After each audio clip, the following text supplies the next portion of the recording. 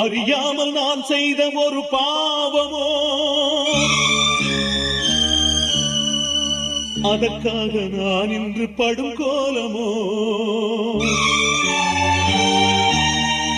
தெரியாமல் புரியாமல் தடுமாறினே, உன் திருவாசல் தானே தேடி படியேறினே.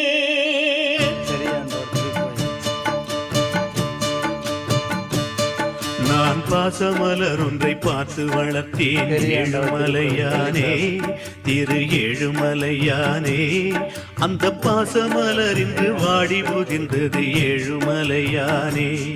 நான் எங்கும்படியானே, நான் பாசமலர் ஒன்றை பார்த்து வளர்த்தேன் ஏழுமலையானே, திரு ஏழுமலை.